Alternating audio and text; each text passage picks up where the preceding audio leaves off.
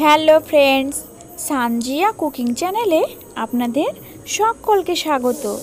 আজকে আমি আপনাদের সঙ্গে শেয়ার করব একেবারে নরম তুলতুলে বিস্কুটের পুডিং রেসিপি।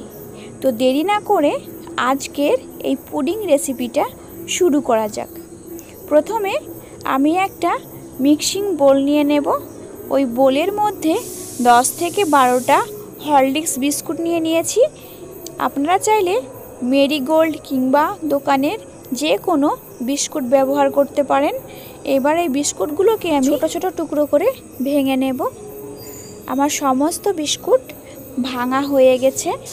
এবার এর মধ্যে আমি 3টে রুম টেম্পারেচারে রাখা ডিম ভেঙে নেব।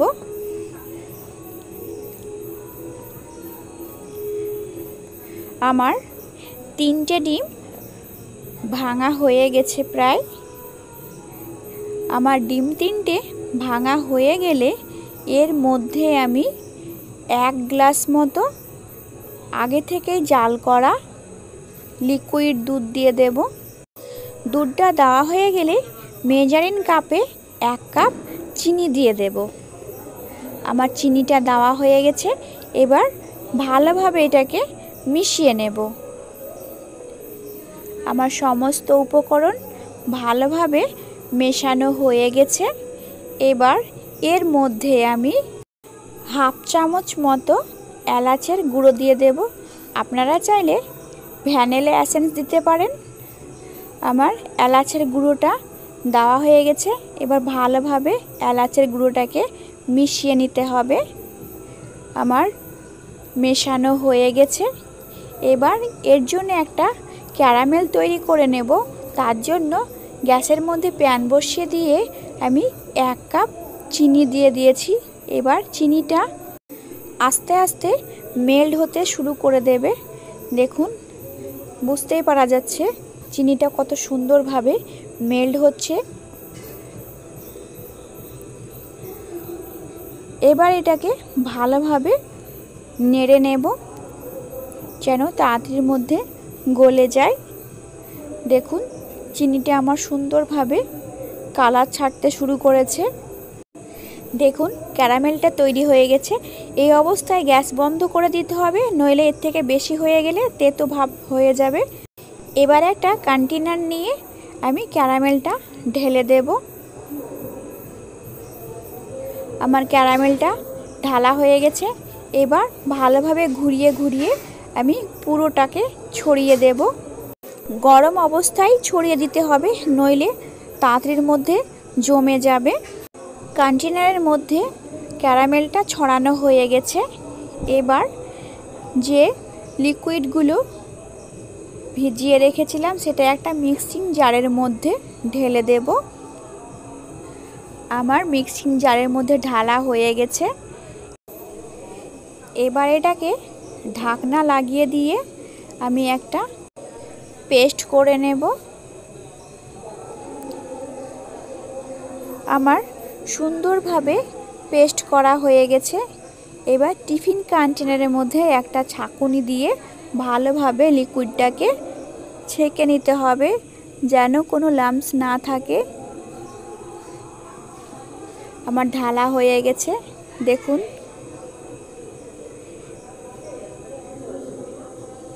এবার আমি ঢাকনাটা লাগিয়ে দেব। আমি যেভাবে করছি ঠিক সেইভাবে করে নেবেন, দেখবেন পারফেক্টলি তৈরি হয়ে যাবে। এবার গ্যাসের মধ্যে একটা কড়াই চাপিয়ে দিয়ে 2 কাপ জল দিয়ে একটা স্ট্যান্ড বসিয়ে জলটাকে হিট করে নেব। হিট হয়ে আসলে টিফিন কন্টেনারটা এই জলের মধ্যে দিয়ে দেব। আমার দেওয়া হয়ে গেছে। এবার ঢাকনাটা লাগিয়ে দিয়ে 30 মিনিট বেক করতে দিয়ে দেব। 30 মিনিট পর ঢাকনাটা তুলে আমি দেখে নেব আমার পুডিংটা কেমন হয়েছে। এবার আমি একটা নাইফের সাহায্যে ঢাকনাটাকে খুলে নেব। ঢাকনাটা আমার খোলা হয়ে গেছে। এবার একটা টুথপিক নিয়ে চেক করে নেব আমার পুডিংটা হয়েছে কিনা। টুথপিকটা যদি ক্লিন আসে তাহলে বুঝে নিতে হবে আমার ভালোভাবে পুডিংটা হয়ে গেছে।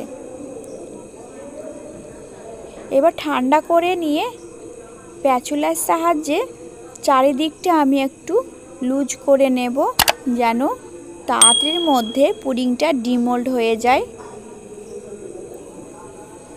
আমার পুরো পুডিংয়ের চারিদিকটা লুজ করা হয়ে গেছে। এবার একটা প্লেট নিয়ে কন্টেনারের উপরে দিয়ে আমি এটাকে উল্টে দেব।